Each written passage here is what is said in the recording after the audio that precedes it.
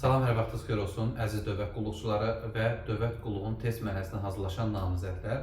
Təxminən bir ay bundan qabaq bildiyiniz kimi mənim dövlət qulluğu sahəsində kitabım çapdan çıxmışdır. Bugünkü video təqdimatım ondan ibarətdir ki, həmin kitabın ikinci nəşri artıq çapdan çıxmışdır.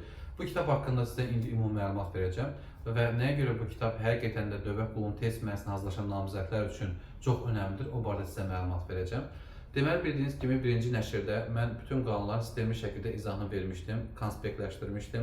Hər qanunu özünə məxsus olaraq həmin qanunun sonunda müvafiq konspekt əlavə eləmişəm. Məsələn, konstitusiyanın sonunda konstitusiyaya dair konspektlər, kərküzarlığın sonunda kərküzarlığa dair konspektlər, çətinlik çəkdiyimiz mövzu olan elektron imza, elektron sənəd haqqında qanunda həmin qanunun sonunda konspektlər əlavə etmişdim birinci nəşrdə.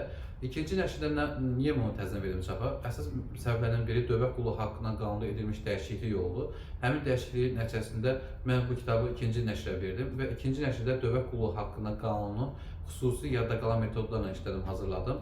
Kateqoriyalar, təsnifatlar, ixtisas dərəcələri və dövlət qulluğu haqqında qanunda dəyişiklik edilmiş digər maddələri ən son versiyasında məhz bu kitabdan əldə edə bilərsiniz. Və ən böyük məsələ ondan ibarətdir ki, birinci nəşrdə mən test əlavə etməmişdimsə, ikinci nəşrdə hər mövzuya aid test əlavə eləmişəm. Burada xüsusi dinləməyinizi istəyirəm nəyi? Məsələn, biz testlər işləyərkən bilirsiniz ki, kifayət qədər dövlət qulluğunun test mərhələsinə hazırlaşan şəxslər testlər işləyirlər.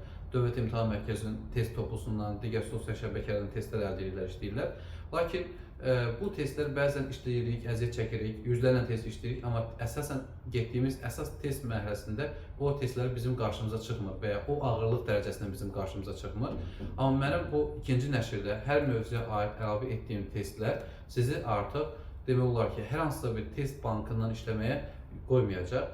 Çünki bu əlavə etdiyim testlərin hər birisi demək olar ki, imtahan səviyyəsində, hətta imtahanın ağır səviyyədə düşən suallardır. Bir çoxlarını isə imtahandan götürülmüş sualları əlavə eləmişəm.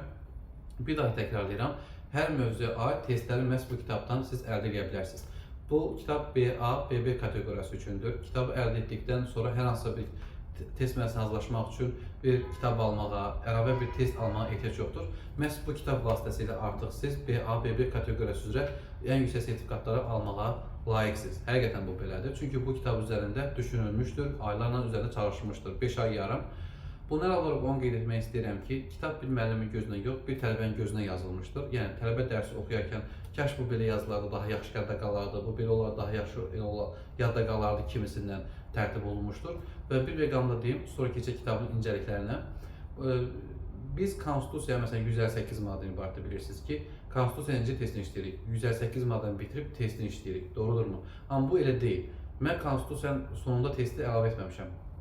Konstitusiyanın ilk 40 maddəsini oxuyursunuz və testi edirsiniz.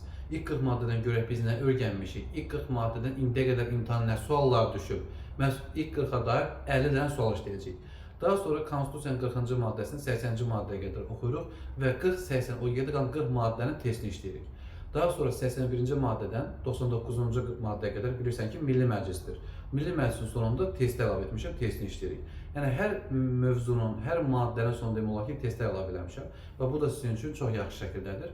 Biri var ki, ümumi test işləyəsən, bir də var ki, öyrəndiklərinə dair test işləyəsən.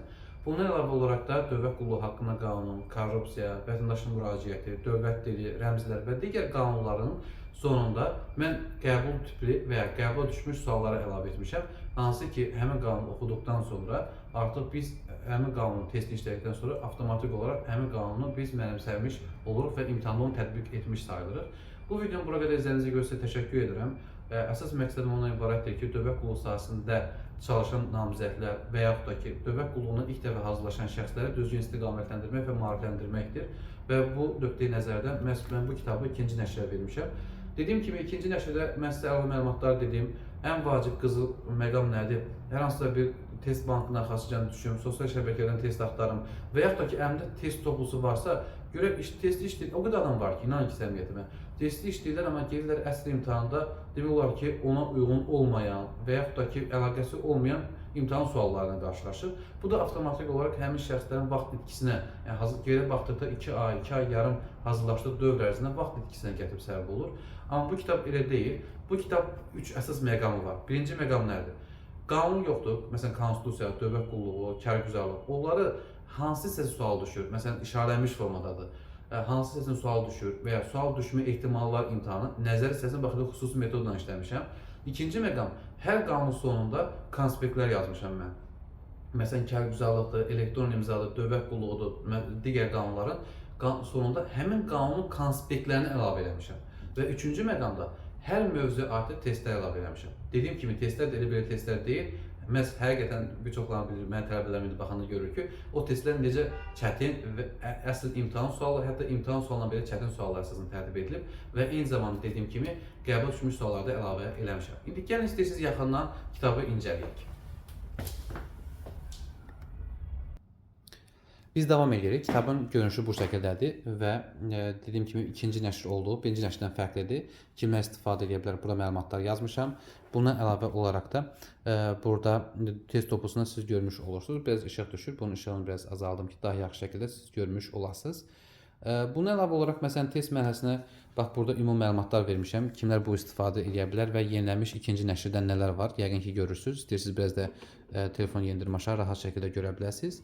İkinci nəşrdə söhbət nədən gedir və telefonu da dayandırıb da, videonu dayandırıb da baxa bilərsiniz.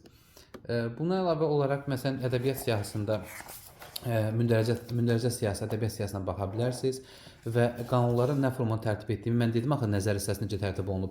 Məhz imtahan sualı nə düşə bilər? Məsələn, tətil hüququndan bir misal çəkin başa düşəcəksiniz. Tətil hüququndan məsələn imtahan sualı düşən əsas yerlərin biri var ki, götürüm əmək müqaviləsi əsasında işləyənlər sözünü qızardım. Bir də var ki, onun altından sarı, göy və digər rəngliyim ki, biləsən ki, bu hissədən sual düşür. Və yaxud da ki, məsələn, başqa bir maddəyə misal çəkim. Tutalım ki, prokurorluqda bu düşə bilər və 131-ci maddədə bu sual düşə bilər. Yəni başa düşün artıq söhbət nədən gedir. Hər qanuna uyğun bax belə bunu konspektləşdirmişəm. Buna əlavə olaraq da dediyim kimi, indi QR kodları göstərə bilmirəm. Çünki QR kodları göstərsəm, hər hansısa bir müəlliflik hüququm pozula bilər. Ona görə dediyim kimi, bax belə konspektləşdirmişəm sizin üçün. Bax gördüyünüz kimi qrafiklərdən, dizaynlardan istifadə etmişəm. Daha yaxşı yadda qalması üçün. Yəni söz yığın formasında deyildir. Məhz özünüz də görürsünüz indi bunu.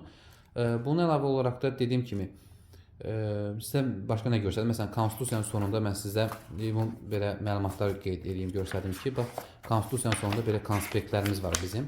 Bu konspektlər gördüyünüz kimi, Konstitusiyanın sonunda konspektlərdir. Başqa hansı qanuna məsələn baxa bilərik? Kərküzarlıq. Məsələn, kərküzarlığın sonunda belə konspektlərimiz var. İndi bax, gördüyünüz kimi, tam göstərə bilməsəm də, istəyirəm ki, yeni görəsiniz. Bax, kərküzarlığın sonunda belə bizim konspektlərimiz var.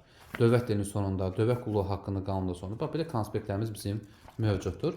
Bu kitabı həqiqətən də almanızı sizə tövsiyə edirəm. Kitab sizin işinizə çox yarayacaq. Birinci yarayacaq ona görə ki, bu kitabda nəzəri məlumatlar daha yaxşı yadda qalmaq üçün imtahana hansı suallar əsasında düşür, onları əlavə etmişəm. Buna əlavə olaraq da ikinci əsas səbəb ondan ibarətdir ki, kitabda testlər var və testlərdə QR kodlar vasitəsilədir. Sən QR kodu oxudursan, gedirsən PDF-ə səni yönləndirir və PDF-də də onun cavablarını əlbəttə ki qeyd eləmişəm. İndi deyə bilərsiniz ki, müəllim, nəyə görə testin özünü əlavə etməmişsin? Məsələn, 50 dənə test deyil, 50 dənə testi bura əlavə eləyərdin də. Amma kitab axı çox qalın olacaqdı və çox uzun olacaqdı. Sən də motivasiyanı düşə bilərdin. Kitab ümumilikdə 315 səhifədən ibarətdir. Dediyim kimi, bəs QR kodları oxudursunuz. Sizə məsələn Konstitusiyanın ilk 40 maddəsini oxumusunuz. İlk 40 maddənin testini işlətmək üçün 40-cı maddənin sonunda QR kod yerləşdirmişəm. Telefon vasitəsilə oxudurursunuz və sizi PDF aparır. İlk 40 maddəyə də test işləyirsiniz. Cavablarını da ən sonda qeyd eləmişəm. İstəyirsiniz sizə qeyd göstərdim. Bax cavablarını da burada hamısını qeyd eləmişəm. Bax budur. Yəni QR kod qoymamın əsas səbəbi ondan ibarət ki, kitab çox qalın olmasın və sizi yormasın. QR kod vasitəsilə oxudub gedib testinizi eləyirsiniz. Həqiqətən çox testləri bəyəndim. Dediyim kimi hamısını sıfırdan işləmişəm. Milli Məclis, dövlət qulluğu, nə bilim hər hansısa bir Konstitusiyanın ilk 80-ci maddəsi, kərküzarlıq və s. Hər birinizə bu yolda uğurlar arzu edirəm. Kitabı artıq birinci gündən etibarən satışda olacaqdır.